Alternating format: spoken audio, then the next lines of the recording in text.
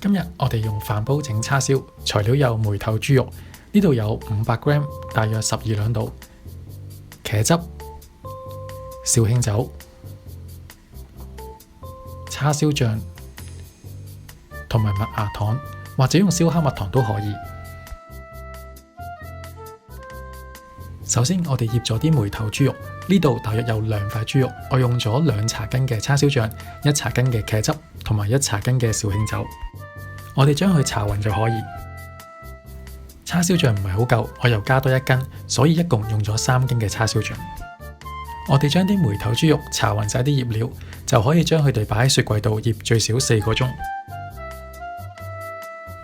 而家焗咗4個鐘，我哋準備焗叉燒。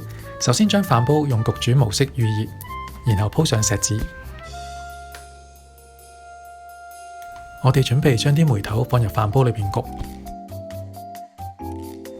我哋用錫紙嘅原因係因為我哋唔希望啲肉太快煮熟，同埋啲汁會好快煮乾。放晒3塊梅頭豬肉入去飯煲之後，我哋可以將醃料嘅汁倒少少入去，唔使好多，2羹就可以。淋好汁之後，我哋可以準備鋪錫紙，用另一張錫紙將佢哋封好。封錫紙焗嘅時間大約係半個鐘。而家焗咗15分鐘，我開個飯煲，將啲叉燒反一反。因為我呢度有3塊叉燒，我驚佢焗得唔均勻，所以上下將佢換一換位。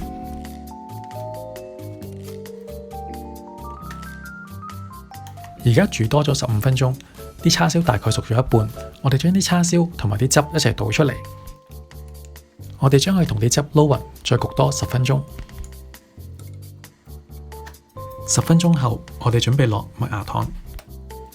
呢個步驟用麥芽糖或者用燒烤蜜糖都可以，主要都係將啲麥芽糖搽滿晒叉燒上面。如果啲麥芽糖未溶，我哋可以將佢撈喺啲醬汁裏邊，等佢溶得快啲。呢個步驟我哋將啲醬汁同埋麥芽糖搽滿晒咁多嚿叉燒，然後焗多5分鐘。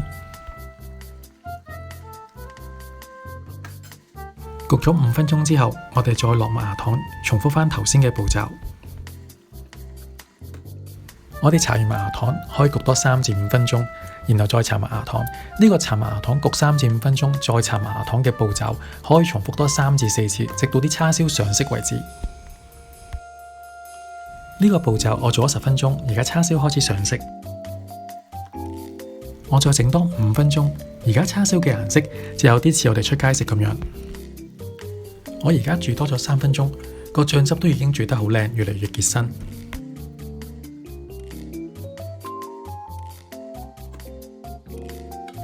而家再煮多5分鐘就差唔多煮好，成個落麥芽糖，再焗3至5分鐘，再落麥芽糖嘅過程大概用咗20分鐘。之後我哋將叉燒夾出嚟，切好上碟。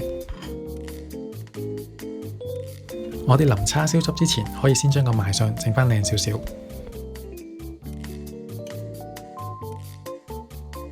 跟住我哋可以將啲叉燒醬汁倒埋上去。